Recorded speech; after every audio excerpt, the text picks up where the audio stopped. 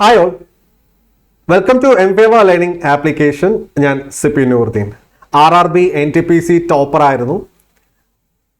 ഇതിന്റെ ഭാഗമായിട്ട് ലെവൽ 6 കാറ്റഗറിയിൽ വരുന്ന കൊമേഴ്ഷ്യൽ ഇൻസ്പെക്ടർ എന്ന തസ്തികയിലും ജോലി ചെയ്തിരുന്നു. നിലവിൽ കേരളത്തിൽ RRB SSC പോലുള്ള മത്സര പരീക്ഷകൾക്കായിട്ട് ട്രെയിനിങ് നൽകി വരുന്നു. അപ്പോൾ ഈ ഒരു സാഹചര്യത്തിൽ RRB NTPC നോട്ടിഫിക്കേഷൻ ഒരിക്കൽ കൂടി വരികയാണ്. സെപ്റ്റംബർ 14 മുതൽ നിങ്ങൾക്ക് ഈ ഒരു പരീക്ഷയ്ക്കായിട്ട് ഓൺലൈനായി അപ്ലൈ ചെയ്യാനും സാധിക്കും. അപ്പോൾ ഈ ഒരു പരീക്ഷയെക്കുറിച്ച് അറിവില്ലാത്തവർ അല്ലെങ്കിൽ അറിവുള്ളവരിൽ തന്നെ ചില പ്രധാന വിഷയങ്ങൾ കൂടി ചർച്ച ചെയ്യുന്നതിന് വേണ്ടിയിട്ടാണ് ഇന്നത്തെ സെഷനിൽ ഞാൻ വന്നിരിക്കുന്നത്. അതിന് മുന്നോടിയായിട്ട് RRB NTPC CBT1 CBT2 അതായത് കമ്പ്യൂട്ടർ ബേസ്ഡ് ടെസ്റ്റ് 1, 2 എന്നിവയ്ക്കായി കംപ്ലീറ്റ് എക്സാം കോഴ്സ് എൻ്റെ നേതൃത്വത്തിൽ എംഫേവർ ലേണിംഗ് ആപ്പിൽ ഉടൻ ആരംഭിക്കുന്നുണ്ട്. 11,558 റെയിൽവേ ഒഴിവുകളാണ് ഇത്തവണ NTPCയുടെ ഭാഗമായിട്ട് വരുന്നത്. സർക്കാർ ജോലി ഉറപ്പിക്കാമെന്നുള്ളത് വെറും വാക്കല്ല. അത് വൺസ് നമ്മൾ അത് എന്താ പറയുക, നിങ്ങളെപ്പോലുള്ള ഉദ്യോഗാർത്ഥികളെ ശരിക്കും നിങ്ങൾ പലരും ചിലപ്പോൾ കേരള PSCക്ക് വേണ്ടി ട്രൈ ചെയ്തിട്ടുണ്ടാവാം, SSCക്ക് വേണ്ടി ട്രൈ ചെയ്തിട്ടുണ്ടാവാം.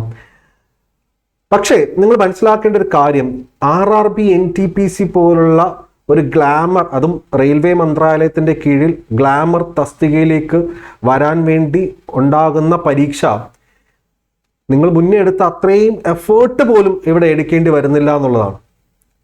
ഇവിടെ 3 വിഷയങ്ങൾ എന്തൊക്കെയാ? General awareness, maths, reasoning. ഇതിൽ മാത്സ്, റീസണിങ് നിങ്ങൾ പക്കയാണ് എന്നുണ്ടെങ്കിൽ, ദാറ്റ് മീൻസ് ഈസി ട്രിക്കുകൾ കൃത്യമായിട്ട് അപ്ലൈ ചെയ്യാൻ കഴിവുള്ളവരാണോ നിങ്ങൾക്ക് ഈ ഒരു പരീക്ഷയിൽ ജയിച്ചു കയറി വരാം. എൻ്റെ ഒരു അഭിപ്രായത്തിൽ SSC, CHSL അതുപോലെ തന്നെ CGL ഇവയ്ക്ക് ഇടയിലായിരിക്കും RRB NTPC CBT1, 2 എന്നിവയുടെ ഡിഫിക്കൽട്ടി ലെവൽ എന്ന് പറയുന്നത്. കേരള PSC പോലെ ഒരുപാട് GK ഇൻഡെപ്ത് ആയിട്ട് പഠിക്കേണ്ടി വരുന്നില്ല എന്നുള്ളതും ഇവിടെ നിങ്ങളെ സംബന്ധിച്ച് ആശ്വാസകരമാണ്. കാരണം ബേസിക് ആയിട്ടുള്ള ഫണ്ടമെന്റൽ ആയിട്ടുള്ള GKയോടൊപ്പം തന്നെ കറണ്ട് അഫയേഴ്സ് കൃത്യമായിട്ട് അപ്ഡേറ്റ് ചെയ്ത് പോകുന്ന ഏതൊരു ഉദ്യോഗാർത്ഥിക്കും ജനറൽ അവയർനെസ്സിൽ നിന്ന് മാർക്ക് സ്കോർ ചെയ്യാൻ പറ്റുമെന്നുള്ളതാണ്. ഇന്ത്യ റിലേറ്റഡ് ആയിട്ടുള്ള കാര്യങ്ങളും വേൾഡ് റിലേറ്റഡ് ആയിട്ടുള്ള ചില കാര്യങ്ങൾ മാത്രമാണ് നമുക്കിവിടെ വരുന്നത്. കേരള റിലേറ്റഡ് ആയിട്ട് ഒന്നും തന്നെയല്ല. സോ കേരള PSC കിട്ടാത്തവരോ അല്ലെങ്കിൽ SSCക്ക് ട്രൈ ചെയ്തുകൊണ്ടിരിക്കുന്നവർ ഉറപ്പായിട്ടും ഈ പരീക്ഷ എഴുതുക. ഓക്കെ, ഇതിനു വേണ്ടി ട്രൈ ചെയ്ത് മുൻകാലങ്ങളിൽ ആദ്യം റെയിൽവേയിൽ ജോലിക്ക് കയറിയ ഒരുപാട് പേര് എൻ്റെ സുഹൃത്തുക്കളുണ്ട്. അതുപോലെ തന്നെ എൻ്റെ തന്നെ കഴിഞ്ഞ തവണത്തെ സ്റ്റുഡൻസും ഒരുപാട് പേര് ആദ്യമേ തന്നെ റെയിൽവേയിൽ കയറിയിട്ടുമുണ്ട്. അതും തിളക്കമാർന്ന പോസ്റ്റുകളിൽ, സ്റ്റേഷൻ മാനേജർ അല്ലെങ്കിൽ പഴയ സ്റ്റേഷൻ മാസ്റ്റർ എന്ന് പറയുന്ന പോസ്റ്റിലൊക്കെ ഒരുപാട് പേര് കയറിയിട്ടുണ്ട്. ഓക്കെ, അപ്പോൾ ഈ ഒരു പരീക്ഷയ്ക്കായിട്ട് നമ്മുടെ ക്ലാസ്സിൽ ജോയിൻ ചെയ്യുമ്പോൾ നിങ്ങൾക്ക് ലൈവിൻ്റെ റെക്കോർഡിങ്സ്, പ്രീ റെക്കോർഡ് സെഷൻസ്, നോട്ടുകൾ പൂർണ്ണമായിട്ടും ഡൗൺലോഡ് ചെയ്ത് പ്രിൻ്റ് ഔട്ട് എടുക്കാം.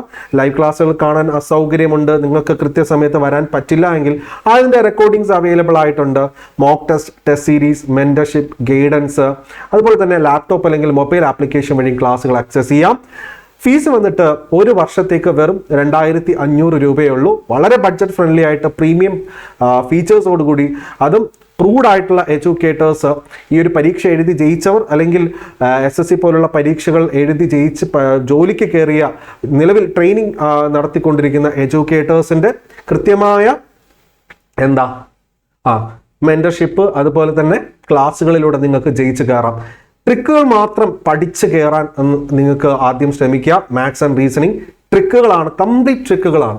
ഓക്കെ, സോ ജോയിൻ ചെയ്യാനായിട്ട് 6238397218 എന്ന നമ്പറിൽ നിങ്ങൾക്ക് വിളിക്കാവുന്നതാണ്. താഴെ ത്രെഡ് പോകുന്നുണ്ട്, അതിൽ നിന്ന് നിങ്ങൾക്ക് ഈ നമ്പറിലേക്ക് നേരിട്ട് വിളിക്കാം, അല്ലെങ്കിൽ എംഫേവർ ലേണിംഗ് ആപ്ലിക്കേഷൻ ഡൗൺലോഡ് ചെയ്ത് നേരിട്ടും കോഴ്സ് പർച്ചേസ് ചെയ്യാവുന്നതാണ് കേട്ടോ. ശരി, അപ്പോൾ കാര്യത്തിലേക്ക് കടക്കാം. നമ്മുടെ ഈ ഒരു പർട്ടിക്കുലർ എക്സാം എന്ന് പറയുന്നത് 4 ഘട്ടമാണ് നമുക്കുള്ളത് കേട്ടോ. 4 ഘട്ടം.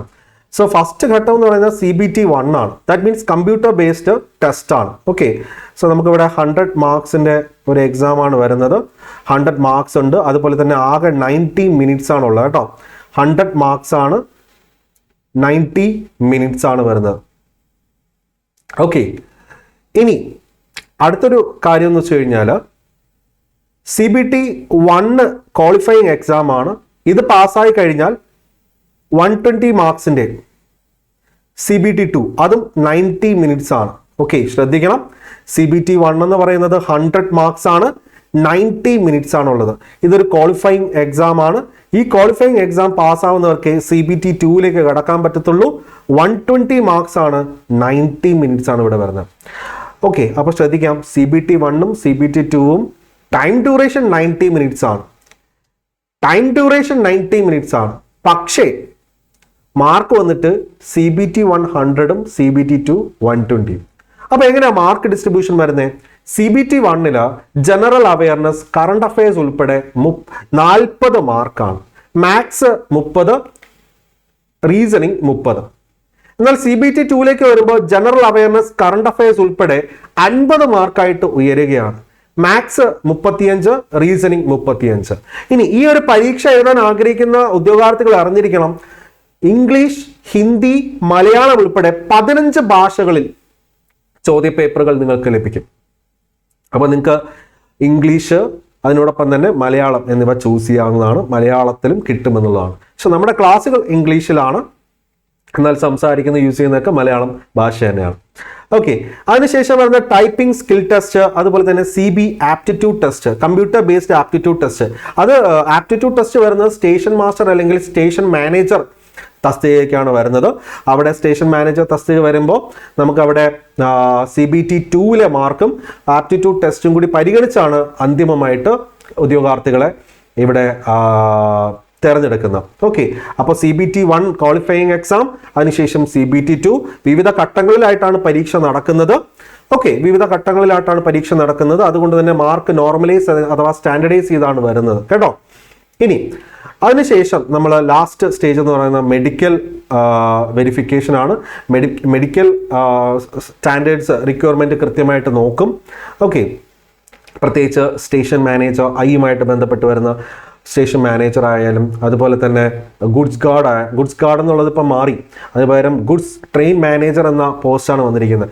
അപ്പോൾ മിക്ക പോസ്റ്റുകൾക്കും ഈ പറയുന്ന മെഡിക്കൽ റിക്വയർമെൻറ്റ്സ് വളരെ ഇമ്പോർട്ടൻ്റ് ആണ്. അത് പാസ്സായിരിക്കണം. ഇനി അതുപോലെ തന്നെ അതിനുശേഷം വരുന്നതാണ് ഡോക്യുമെൻറ്റ് വെരിഫിക്കേഷൻ എന്ന് പറയുന്നത്.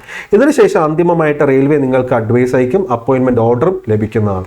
ഓക്കെ, സോ CBT 1, CBT 2 അന്തിമമായിട്ട് നിങ്ങളുടെ CBT 2ലെ പരീക്ഷാ മാർക്കാണ് നിർണ്ണയിക്കപ്പെടുക. CBT 2ൽ നിങ്ങൾക്ക് മാർക്ക് സ്കോർ ചെയ്യുന്നവരെ അടിസ്ഥാനപ്പെടുത്തിയാണ് ലിസ്റ്റ് പ്രസിദ്ധീകരിക്കുക. CBT 1 വെറും ഒരു ക്വാളിഫയിങ് എക്സാം ആണെന്ന് ഓർക്കണം. CBT 2 ആണ് നിങ്ങളുടെ അന്തിമ മാർക്ക് എന്ന് പറയുന്നത്. ഇനി സ്റ്റേഷൻ മാനേജർ പോലുള്ള പരീക്ഷകളിൽ CBT 2ന് 70% പ്രാധാന്യവും ആപ്റ്റിറ്റ്യൂഡ് ടെസ്റ്റിന് 30% പ്രാധാന്യം കൊടുത്തിട്ടാണ് റാങ്ക് ലിസ്റ്റ് പ്രഖ്യാപിക്കുക. ഇനി അതിനുശേഷം മെഡിക്കൽ ഡോക്യുമെന്റ് വെരിഫിക്കേഷൻ. ഓക്കെ, അതുപോലെ തന്നെ പരീക്ഷ ഏതൊക്കെ ഭാഷയിലുണ്ട്? ഇംഗ്ലീഷിലും മലയാളത്തിലും നിങ്ങൾക്ക് കിട്ടും. നിങ്ങൾ ഇംഗ്ലീഷും മലയാളവും എടുത്താൽ മതി. ഓക്കെ, ഇനി അടുത്തതിലേക്ക് നമുക്ക് നോക്കാം. RRB NTPCയിൽ RRB NTPC എന്ന് പറഞ്ഞാൽ എന്താ? Non technical. റെയിൽവേയിൽ ടെക്നിക്കൽ പോസ്റ്റുകളുണ്ട്, നോൺ ടെക്നിക്കൽ പോസ്റ്റുകളുണ്ട്. നോൺ ടെക്നിക്കലിൽ പോപ്പുലർ കാറ്റഗറീസ് ആണ് ഈ പറയുന്നവയെല്ലാം. ലെവൽ 2, ലെവൽ 3, ലെവൽ 5, ലെവൽ 6 ഇതിലേക്കാണ് നമ്മുടെ പരീക്ഷാ നോട്ടിഫിക്കേഷൻ വരുന്നത്. ഈ ലെവൽ 2ഉം ലെവൽ 3ഉം അണ്ടർ ഗ്രാജുവേറ്റ് ആണ് കേട്ടോ. അണ്ടർ ഗ്രാജുവേറ്റ് ഡിഗ്രി ഇല്ലാത്തവർക്കുള്ളതാണ്. ഇത് രണ്ടും ഗ്രാജുവേറ്റ് ലെവലാണ്, ലെവൽ 5ഉം ലെവൽ 6ഉം. അതുകൊണ്ട് തന്നെ ലെവൽ 5, ലെവൽ 6 എന്നിവയുടെ ബേസിക് പേ ഒക്കെ വളരെ കൂടുതലായിരിക്കും എന്നുള്ളത് മനസ്സിലാക്കിയിരിക്കുക. അതുപോലെ തന്നെ കട്ട് ഓഫും അതിനനുസരിച്ച് കൂടി തന്നെ വരും. കട്ട് ഓഫും ലെവൽ 5നും 6നും 2ഉം 3 വെച്ച് നോക്കുമ്പോൾ കൂടുതലായിരിക്കും. ഓക്കെ, അപ്പോൾ നമുക്ക് നോക്കാം. ലെവൽ 2ൽ വരുന്നത് ജൂനിയർ ക്ലർക്ക് കം ടൈപ്പിസ്റ്റ് അഥവാ ജൂനിയർ ടൈം കീപ്പർ. ലെവൽ 3ൽ വരുന്നത് കൊമേഴ്ഷ്യൽ കം ടിക്കറ്റ് ക്ലർക്ക് ആണ്. ഓക്കെ, അതായത് നമ്മുടെ നിങ്ങൾ കണ്ടാണ് ഈ റെയിൽവേ സ്റ്റേഷനിലൊക്കെ പോകുമ്പോൾ ടിക്കറ്റ് വിതരണം ചെയ്യുന്ന മറ്റേ എൻക്വയറിക്ക് തൊട്ടിപ്പുറത്തായിട്ട് ടിക്കറ്റ് ഒക്കെ വിതരണം ചെയ്യുന്നില്ലേ, അവർ തന്നെയാണ്. ഇനി ലെവൽ 5ലേക്ക് വരുമ്പോൾ senior commercial cum ticket clerk, senior clerk cum typist, senior time keeper, അതുപോലെ തന്നെ ഗുഡ്സ് ട്രെയിൻ മാനേജർ. പണ്ട് ഗുഡ്സ് ഗാർഡ് എന്നാണ് അറിയപ്പെട്ടിരുന്നത്, ഇപ്പോൾ അവരുടെ പേര് റീഡിസൈൻ ചെയ്തു ഗുഡ്സ് ട്രെയിൻ മാനേജർ എന്നുള്ളതാണ് കേട്ടോ. ഇനി ലെവൽ 6ലേക്ക് വരുമ്പോൾ കമേഴ്ഷ്യൽ അപ്രന്റീസ്. അപ്രന്റീസ്ഷിപ്പ് കഴിഞ്ഞാൽ നിങ്ങൾ നേരെ തന്നെ കൊമേഴ്ഷ്യൽ ഇൻസ്പെക്ടർ എന്ന ഒരു ഗ്ലാമർ പോസ്റ്റിലേക്ക് വരും. അതുപോലെ തന്നെ സ്റ്റേഷൻ മാസ്റ്റർ, പഴയ സ്റ്റേഷൻ മാസ്റ്റർ ഇപ്പോൾ സ്റ്റേഷൻ മാനേജർ എന്നാണ് അറിയപ്പെടുന്നത്. അപ്പോൾ ഇതാണ് നമ്മുടെ പോസ്റ്റുകൾ എന്ന് പറയുന്നത്. ഇതിൽ ലെവൽ 5ലും ലെവൽ 6ലും പിടിക്കാൻ വേണ്ടി നോക്കാം. ലെവൽ 6 ആണ് ഏറ്റവും സൂപ്പർബ് എന്ന് പറയുന്നതും നിങ്ങളുടെ സാലറി പാക്കേജ് കൂടുതലും ലെവൽ 6ലായിരിക്കും. ഓക്കെ, അപ്പോൾ പലരും ചോദിക്കും ഞാൻ ഏത് പോസ്റ്റിന് ഏറ്റവും കൂടുതൽ പ്രിഫറൻസ് കൊടുക്കേണ്ടതെന്ന് ചോദിച്ചു കഴിഞ്ഞാൽ നിങ്ങൾ ഏത് സോണാണോ തിരഞ്ഞെടുക്കുന്നത്, അത് ഏത് സോൺ എങ്ങനെ തിരഞ്ഞെടുക്കണമെന്ന് ഞാൻ നിങ്ങൾക്ക് അടുത്ത സ്ലൈഡിൽ പറയുന്നുണ്ട്. നിങ്ങൾ ഏത് സോൺ തിരഞ്ഞെടുത്താലും നിങ്ങളൊരു ഗ്രാജുവേറ്റ് ലെവൽ ആണെന്നുണ്ടെങ്കിൽ നിങ്ങൾ ആദ്യം കൊടുക്കുക. ഏറ്റവും കൂടുതൽ ഗ്രാജുവേറ്റ് ലെവൽ ആണെങ്കിൽ ഏറ്റവും കൂടുതൽ പോസ്റ്റുകൾ അവിടെ വരുന്നത് സ്റ്റേഷൻ മാനേജറിനായിരിക്കും. സ്റ്റേഷൻ മാനേജറിന് ഫസ്റ്റ് പ്രിഫറൻസ് കൊടുക്കുക. ഹെക്ടിക് ആയിട്ടുള്ള ജോബാ ഇതാന്നൊക്കെ പലരും പറയും. ഈ പറയുന്നവരൊക്കെ നിലവിൽ സ്റ്റേഷൻ മാനേജറായിട്ട് വർക്ക് ചെയ്യുന്നുണ്ട്. അങ്ങനെ ഹെക്ടിക് ജോബാണ്, അയ്യോ നീ എടുക്കില്ല ഇതാന്നൊക്കെ പറയും. എന്നാൽ പിന്നെ ആദ്യം ഒരു കാര്യം ചെയ്യും, ഈ പറയുന്നവർ ആ ജോലി അങ്ങ് വിട്ടുകളാം, റിസൈൻ ചെയ്ത് കളാം, എന്നിട്ട് അടുത്ത ഒരാൾക്ക് കൊടുക്കുക. അത് കൊടുക്കില്ല. ഓക്കെ, അപ്പോൾ തളർത്താനും ഭയങ്കര ഹെക്ടിക് വേണ്ട എന്നൊക്കെ പറയാൻ ഒരുപാട് പേര് കാണും. കഷ്ടപ്പെട്ടാലേ കാശ് കിട്ടത്തുള്ളൂ, കഷ്ടപ്പെട്ടാലേ അതിനുള്ള ഫലവും കിട്ടത്തുള്ളൂ. അതിൻ്റെ ഭാഗമായിട്ട് നല്ലൊരു ജോലി കിട്ടിക്കഴിഞ്ഞാൽ അത് അരി മേടിച്ച് കഴിക്കുക എന്നുള്ളതാണ് അല്ലേ. അല്ലെങ്കിൽ മറ്റൊരു പരീക്ഷയ്ക്ക് വേണ്ടി നമ്മൾ തയ്യാറെടുക്കാം. ഹെക്ടിക് ആണ്, അതാണ്, എല്ലാ ജോലിയും ഹെക്ടിക് തന്നെയാണ്, ഒന്നും ഈസി അല്ല എന്നുള്ളതാണ് സത്യം. എവിടെയും ഒരിടത്തും പഠിക്കുന്ന കാര്യത്തിൽ പോലും അല്ലേ. ഓക്കെ, അതിനുശേഷം നിങ്ങൾ നോക്കുകയാണെങ്കിൽ ഈ പറയുന്ന കമേഴ്ഷ്യൽ ഇൻസ്പെക്ടർ പോസ്റ്റുകളൊക്കെ വളരെ കുറവായിരിക്കും എല്ലായിടങ്ങളിലും. ഓക്കെ, അപ്പോൾ നിങ്ങൾക്ക് അതുണ്ടെങ്കിൽ അത് ഫസ്റ്റ് പ്രിഫറൻസ് കൊടുക്കുക, അല്ലെങ്കിൽ സ്റ്റേഷൻ മാനേജർ കൊടുക്കുക. ഇനി ഗുഡ്സ് ട്രെയിൻ മാനേജറാണ് അതിനുശേഷം കൊടുക്കാവുന്ന ഏറ്റവും നല്ല പോസ്റ്റ് എന്ന് പറയുന്നത്. കാരണം ബിക്കോസ് നമ്മൾ ട്രെയിനിലായിരിക്കും നമ്മുടെ പരിപാടിയെങ്കിലും നമുക്ക് ഒരുപാട് അലവൻസും ബാക്കിയുള്ള കാര്യങ്ങളൊക്കെ വെച്ച് നോക്കുമ്പോൾ ശമ്പളം ഏറ്റവും കൂടുതൽ മേടിക്കുന്നത് ഇവരാ. ഇപ്പോൾ അലവൻസുകൾ എന്ന് പറഞ്ഞാൽ അത്രമാത്രം അലവൻസാണ് അവർക്ക് വരുന്നത്, ഡേ നൈറ്റ് ഡ്യൂട്ടിയൊക്കെ വരുമ്പോഴേക്കും. ഓക്കെ, അതിനുശേഷം നിങ്ങൾക്ക് എവിടെയെങ്കിലും ഇരുന്ന് ജോലി ചെയ്യണമെന്നുണ്ടെങ്കിൽ ബാക്കിയുള്ളത് കൊടുക്കാം. ഈ പറയുന്ന senior commercial cum ticket clerk അല്ലെങ്കിൽ junior commercial cum ticket clerk, ഇതൊക്കെ ആകുമ്പോഴേക്കും ഏതെങ്കിലും ഒരു സ്റ്റേഷനിൽ നിങ്ങൾക്ക് ഇരുന്ന് ജോലി ചെയ്യാമെന്നുള്ളതാണ്. ഇപ്പോൾ സ്റ്റേഷൻ എന്ന് പറയുമ്പോൾ ഏറ്റവും സൂപ്പർ സ്റ്റേഷൻ തന്നെ കിട്ടണമെന്നില്ല. ചിലപ്പോൾ ഏതെങ്കിലും ഗ്രാമത്തിലുള്ള ഏതെങ്കിലും ചെറിയൊരു സ്റ്റേഷൻ ആവാം, നിങ്ങൾക്ക് എത്തിപ്പെടാനൊക്കെ ഭയങ്കര ബുദ്ധിമുട്ടായിരിക്കും. അതുകൊണ്ട് എപ്പോഴും നമ്മൾ ഒരു സോൺ കൊടുക്കുമ്പോൾ നമ്മുടെ സ്വന്തം നാട്ടിലെ സോൺ തന്നെ കൊടുക്കുക. അന്യനാട്ടിലെ സോണൊക്കെ കൊടുത്ത് ചെന്നൈയിലും ബാംഗ്ലൂരിലും സെക്കന്ദരാബാദിലും ഒക്കെ കൊടുക്കുന്നവർ മനസ്സിലായിക്കോളുക, ഏതെങ്കിലും ഒരു കുഗ്രാമത്തിൽ അടിച്ചിടും. പിന്നെ അവിടെ എത്തിപ്പെടാനൊക്കെ ഉള്ള തന്ത്രപ്പാട്, ബുദ്ധിമുട്ട്, സ്ത്രീകളൊക്കെ ആണെങ്കിൽ ഭയങ്കര ബുദ്ധിമുട്ടായിപ്പോൾ നിങ്ങൾ ഏതെങ്കിലും ഒരു റിമോട്ട് ഏരിയയിൽ ചെന്ന് പെട്ട് കഴിഞ്ഞാൽ. ഓക്കെ, അതുകൊണ്ട് ഞാൻ എപ്പോഴും പറയും നമ്മുടെ സോൺ ഏതാണോ ആ സോണിലേക്ക് കയറി വരിക. ട്രിവാൻഡ്രം സോണാണ് ദ ബെസ്റ്റ് എന്ന് പറയുന്നത്. ഇപ്പോൾ പാലക്കാടൊക്കെ ഉള്ളവരാണെങ്കിൽ ചെന്നൈ സോൺ എടുക്കുന്നതിൽ ബുദ്ധിമുട്ടില്ല, പാലക്കാടുള്ളവരൊക്കെ ആണെങ്കിൽ ചെന്നൈ സോൺ എടുക്കുന്നതിൽ ബുദ്ധിമുട്ടില്ല. ഓക്കെ, അപ്പോൾ മലയാളികൾക്ക് ഏറ്റവും സൂപ്പർ എന്ന് പറയുന്നത് ട്രിവാൻഡ്രം. ഫസ്റ്റ് പ്രിഫറൻസ്, നിങ്ങൾ ഫൈറ്റ് ചെയ്യാൻ റെഡി ആയിക്കോ. നിങ്ങളെ ജയിപ്പിക്കുന്ന കാര്യം നമ്മൾ ഏറ്റു, നമ്മൾ തരുന്ന കാര്യങ്ങൾ മാത്രം പഠിച്ചാൽ മതി, ആ ഒരു സ്റ്റഡി പ്ലാൻ പ്രകാരം പഠിച്ചാൽ മതി. ഇനി എന്തോ ആയിക്കോട്ടെ, എക്സ് ഓർ വൈ, നിങ്ങൾ ഫൈറ്റ് ചെയ്യാൻ തയ്യാറായിട്ടാണ് ഈ ഒരു പരീക്ഷയ്ക്ക് വേണ്ടിയിട്ട് അപ്ലൈ ചെയ്യുന്നത് എങ്കിൽ നിങ്ങൾ ട്രിവാൻഡ്രം സോൺ തന്നെ കൊടുക്കുക. ഓക്കെ, കഴിഞ്ഞ തവണ വെച്ച് നോക്കുമ്പോൾ ട്രിവാൻഡ്രം, ഈ ചെന്നൈ ബാംഗ്ലൂരു സോണൊക്കെ വെച്ച് നോക്കുമ്പോൾ ട്രിവാൻഡ്രത്തെ CBT1 കട്ട് ഓഫ് കുറവാണ്. അതുകൊണ്ട് തന്നെ ചില ഹിന്ദിക്കാരൻ, അത് പ്രധാനമായിട്ടും ബീഹാറികളാണ്, ബീഹാറീസ് എന്നൊക്കെ ബീഹാറിൽ നിന്നൊക്കെ ഒരുപാട് പേര് ബീഹാറീസ് ഈ പറയുന്ന ട്രിവാൻഡ്രം സോണിലൊക്കെ കൊടുത്ത് അപ്ലൈ ചെയ്യുന്നുണ്ട്. പിന്നെ ഈ ഇന്റർ സോൺ ട്രാൻസ്ഫർ ഒക്കെ എന്ന് പറയുന്നത്, അല്ലെങ്കിൽ ഇന്റർ ഡിവിഷൻ ട്രാൻസ്ഫർ എന്നൊക്കെ പറയുന്നത്, പിന്നെ അതൊരു ചടങ്ങാണ്, ഒരാളെ കണ്ടെത്തി ചെയ്യാന്ന് പറയുന്ന ചടങ്ങാണ്. അതുകൊണ്ട് നമ്മുടെ കൂടെ ഇവിടെ ഫൈറ്റിങ്ങിന് മലയാളികൾ മാത്രമല്ല ബീഹാറികളും ബംഗാളികളും ഹിന്ദിക്കാരും എല്ലാം ഉണ്ടെന്നുള്ള കാര്യം മനസ്സിലാക്കുക. സോ അവരെല്ലാം ഈ പറയുന്ന മാത്സ്, റീസണിങ് എന്ന ഭാഗത്തിൽ വളരെ ഫാസ്റ്റായിട്ട് ഉത്തരം കൊടുക്കാൻ കഴിവുള്ളവരാണ്. പക്ഷെ അവർ എവിടെയാണ് ലാക്ക് ചെയ്യുന്നത്? ഇംഗ്ലീഷ് എന്ന് പറയുന്നൊരു ഭാഗം. പക്ഷേ ഇംഗ്ലീഷ് നമുക്ക് ഇവിടെ ഇല്ല എന്നുള്ളതാണ് സത്യം. റെയിൽവേയിൽ ഇംഗ്ലീഷ് ഇല്ല. ഇംഗ്ലീഷ് സിലബസിൽ ഇല്ല എന്നുള്ളതാണ് സത്യം. അതുകൊണ്ട് തന്നെ ഹിന്ദിക്കാർ കൂടുതലായിട്ട് ഈ ഒരു പരീക്ഷ ജയിച്ചു പോകുന്നുള്ളതാണ്. ഓക്കെ, പിന്നെ അവരെക്കാൾ നമുക്കൊരു എഡ്ജ് ഉള്ളതെന്ന് വെച്ചാൽ ജനറൽ അവയർനെസ് അല്ലെങ്കിൽ കറണ്ട് അഫയേഴ്സ് നമ്മൾ കൃത്യമായിട്ട് അപ്ഡേറ്റ് ചെയ്ത് പോകുന്നുണ്ട്. അപ്പോൾ അവരുമായിട്ട് പിടിച്ചു നിൽക്കാൻ അത് മാത്രം പോരാ, മാത്സിലും റീസണിങ്ങിലും നമുക്ക് ട്രിക്സുകൾ അറിഞ്ഞിരിക്കണം. നോക്കിയേ, ട്രിവാൻഡ്രം CBT 1 കട്ട് ഓഫ് നോക്കിയേ, ഞാൻ അൺറിസർവ്ഡ് കാറ്റഗറിയാണ് നോക്കുന്നത്. ഇവിടെ ശ്രദ്ധിച്ചാൽ നോക്കാം, 60 മുതൽ 69.7 വരെയാണ് ലെവൽ 2 മുതൽ ലെവൽ 6 വരെ അൺറിസർവ്ഡ് കാറ്റഗറിയിൽപ്പെട്ടവരുടെ, ജനറൽ കാറ്റഗറിയിൽപ്പെട്ടവരുടെ കട്ട് ഓഫ് എന്ന് പറയുന്നത്. ഇപ്പോൾ SC/ST OBC ഒക്കെ ആണെങ്കിൽ കണ്ടോ, SC ആണെങ്കിൽ 40 മുതൽ 50, ST ആണെങ്കിൽ 42 മുതൽ 49, OBC ആണെങ്കിൽ 53 മുതൽ 65 വരെയാണ് വരുന്നത്. അപ്പോൾ OBC കാറ്റഗറി വിഭാഗത്തിൽപ്പെട്ട അല്ലെങ്കിൽ റിസർവേഷൻ കാറ്റഗറിയിൽപ്പെട്ട ഒരുപാട് പേര് കഴിഞ്ഞ തവണ ട്രിവാൻഡ്രം ഇതിൽ നിന്ന് കയറി പോയിട്ടുണ്ട്. ട്രിവാൻഡ്രത്ത് കട്ട് ഓഫ് കുറവായിരുന്നു. നമ്മൾ എവിടെ കമ്പയർ ചെയ്യുമ്പോൾ ചെന്നൈയും ബാംഗ്ലൂരുമായിട്ട് കമ്പയർ ചെയ്യുമ്പോൾ. അതുകൊണ്ട് ഇത്തവണ ഒരുപാട് പേര് ട്രിവാൻഡ്രത്ത് കൊടുക്കും, ഉറപ്പായിട്ടും കൊടുക്കും. ബട്ട് ഫൈറ്റ് ചെയ്യാൻ തയ്യാറായിട്ടുള്ളവർ കിട്ടിക്കഴിഞ്ഞാൽ സുഖം, ട്രിവാൻഡ്രം സോണിൽ ജോലി ചെയ്യാം. ഓക്കെ, ട്രിവാൻഡ്രം തന്നെ കൊടുക്കുക, ഫസ്റ്റ് പ്രിഫറൻസ്. ഇനി നമുക്ക് നോക്കാം ചെന്നൈ CBT 1 കട്ട് ഓഫ് നോക്കിക്കഴിഞ്ഞാൽ നമുക്ക് ആദ്യം വേണ്ട CBT 1 ആണ്. നിങ്ങൾ computer based test CBT 1 qualifying exam cut off എവിടെയാണ്, എന്താണ്, എങ്ങനെയാണെന്ന് മനസ്സിലാക്കിയിട്ട് നിങ്ങൾ അതിനനുസരിച്ച് കൊടുത്താൽ മതി. CBT 2 ഇപ്പോഴൊന്നും നോക്കണ്ട, 1 കിട്ടിയാലല്ലേ നമുക്ക് 2ലേക്ക് കടക്കാൻ പറ്റുള്ളൂ, അല്ലേ? നോക്കാം, ലെവൽ 2 പോസ്റ്റ് 57.9 മുതൽ 74.8 വരെയാണ് ഈ ചെന്നൈ CBT 1 കട്ട് ഓഫ് വന്നിരിക്കുന്നത് ജനറൽ കാറ്റഗറിയിൽപ്പെട്ടവർക്ക്. SC ആണെങ്കിൽ 51.4 to 62.7, ST ആണെങ്കിൽ 45.04 to 59.20, OBC ആണെങ്കിൽ 57.0 to 70.7. ഓക്കെ, അപ്പോൾ ശ്രദ്ധിച്ചോളാം, ലെവൽ 5 ലെവൽ 6 കട്ട് ഓഫ് ഉണ്ടോ, കൂടിക്കൂടി വരിക.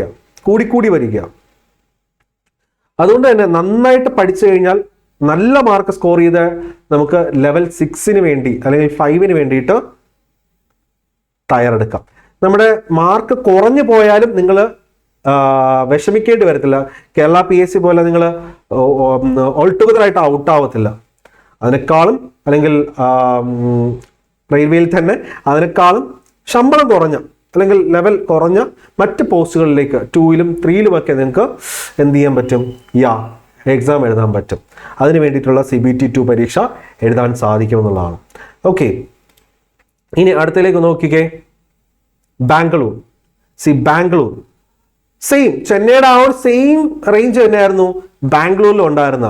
ലെവൽ 2 മുതൽ ലെവൽ 6 വരെ ജനറൽ കാറ്റഗറി ആണെങ്കിൽ 68.16 to 78.712 ആണ്. SC 60.5 to 66.4, ST 53.09 to 60.35, OBC നോക്കിയേ 63.69 to 72.92. ഓക്കെ, ഈ ഒരു ഏരിയയിലാണ് വരുന്നത്. അപ്പോൾ ഇത് കാണുമ്പോൾ നിങ്ങൾക്ക് എന്താണ്, സ്വാഭാവികമായിട്ടും മേലോട്ടൊക്കെ ഉള്ളവരാണെങ്കിൽ, നോർത്തേൺ കേരളയിലുള്ളവരാണെന്നുണ്ടെങ്കിൽ, പ്രത്യേകിച്ച് പാലക്കാട് റീജിയനൊക്കെ ആണെങ്കിൽ ചെന്നൈ ഡിവിഷൻ കൊടുക്കുന്നത്, ചെന്നൈ സോൺ കൊടുക്കുന്നത് ഇറ്റ്സ് ഗുഡ്, ചെന്നൈ സോൺ കൊടുക്കുന്നത് നല്ലതാണ്. അല്ല, ഇവിടെ നമ്മുടെ ഇങ്ങോട്ടേക്കുള്ള സദേൺ റീജിയനിലുള്ള അല്ലെങ്കിൽ ഒരു മിഡിൽ കേരള റീജിയനിലുള്ളവർ സ്വാഭാവികമായിട്ടും ട്രിവാൻഡ്രം സോൺ കൊടുക്കുന്നതാണ് ദ ബെസ്റ്റ് എന്ന് ഞാൻ പറയും. ട്രിവാൻഡ്രം സോൺ അതുപോലെ തന്നെ ഫൈറ്റ് ചെയ്യാൻ റെഡിയൊക്കെയുള്ള ഒരു പരീക്ഷയ്ക്ക് വേണ്ടി അല്ലെങ്കിൽ ഒരു കാര്യം നേടിയെടുക്കണമെന്ന് ആഗ്രഹിച്ചിറങ്ങുമ്പോൾ ഭയം മാറ്റിവെച്ച് ഫൈറ്റ് ചെയ്യാൻ റെഡിയായിട്ട് ജയിച്ചു വരുമെന്നുള്ള ശുഭാപ്തി വിശ്വാസവും സ്വയം സെൽഫ് കോൺഫിഡൻറ്റോടുകൂടി ഇറങ്ങുക. എങ്കിൽ മാത്രമേ നമുക്ക് പരീക്ഷാ ഹാളിൽ നമ്മൾ പഠിച്ചത് കൃത്യമായിട്ട് അപ്ലൈ ചെയ്യാൻ പറ്റത്തുള്ളൂ. ഓക്കെ, ഒന്നും തെറ്റാതെ അറിയാവുന്ന ചോദ്യങ്ങളും ഉത്തരം കൊടുത്ത് പാസ്സായി വരാൻ സാധിക്കുകയുള്ളൂ. CBT 2 പറ്റി നിങ്ങളിപ്പോൾ ചിന്തിക്കേണ്ട ആവശ്യമില്ല. CBT 1 ആണ് ഇമ്പോർട്ടൻറ്റ്. അതിനുശേഷമേ നമുക്ക് CBT 2 കടക്കാൻ പറ്റത്തുള്ളൂ. അതുകൊണ്ട് തന്നെ ഞാൻ ഇന്നത്തെ ഒരു ഇതിൽ CBT 1 കുറിച്ച് മാത്രമേ ഡിസ്കസ് ചെയ്തിട്ടുള്ളൂ. കട്ട് ഓഫ് വെച്ച് നോക്കുമ്പോൾ പിന്നെ വേറൊരു കാര്യം കൂടി ഞാൻ പറയുന്നുണ്ട്. ട്രിവാൻഡ്രം കൊടുക്കുമ്പോൾ തന്നെ ഇതൊക്കെ കൃത്യമായിട്ട് നമ്മൾ മാത്രമല്ല, നോർത്തിലെ പല ഉദ്യോഗാർത്ഥികളും ഇത് ചെക്ക് ചെയ്യുന്നുണ്ട്. അവർ ട്രിവാൻഡ്രത്തേക്ക് കൊടുത്ത് ആദ്യം ജോലി കെട്ടിയിട്ട് ഇവിടെ നിന്ന് ട്രാൻസ്ഫർ മേടിച്ച് വേറെ എങ്ങോട്ടെങ്കിലും പോവാമെന്ന ചിന്താഗതിയോടുകൂടി വരുന്നവരുമുണ്ട്. അല്ല, ട്രിവാൻഡ്രത്ത് തന്നെ അങ്ങ് സെറ്റിൽ ആവാമെന്ന് വിചാരിച്ച് വരുന്ന നോർത്ത് പിള്ളേരൊക്കെ ഇപ്പോൾ ഒരുപാട് ഇങ്ങനെ കൂടിക്കൂടി വരുന്നുണ്ട്. അതുകൊണ്ട് അവരുമായിട്ട് ഫൈറ്റ് ചെയ്യാൻ തയ്യാറായിട്ട് വേണം നിങ്ങൾ ഈ ഇറങ്ങാൻ. നിങ്ങളോടൊപ്പം നമ്മൾ കൂടെയുണ്ട്. ഓക്കെ, കൂടെയുണ്ട്. സോ റെയിൽവേയിൽ ഇത്തവണ ഏറ്റവും മികച്ച ഒരു ജോലി നിങ്ങൾക്ക് നേടിത്തരാൻ സജ്ജമായി ഞാൻ തുടക്കം മുതൽ അവസാനം വരെയും കൂടെ ഉണ്ടാവും. 1 വർഷത്തെ തകർപ്പൻ വാലിഡിറ്റിയോടുകൂടി നമ്മൾ തരുന്നത് മാത്രം പഠിച്ച്, മറ്റ് റെഫറൻസുകളൊന്നും വേണ്ട, തരുന്നത് മാത്രം പഠിച്ച് ജയിച്ച് കയറുക എന്നുള്ളതാണ്. ആ ഒരു ഉറപ്പ് നമ്മൾ നൽകുന്നു. Thank you very much.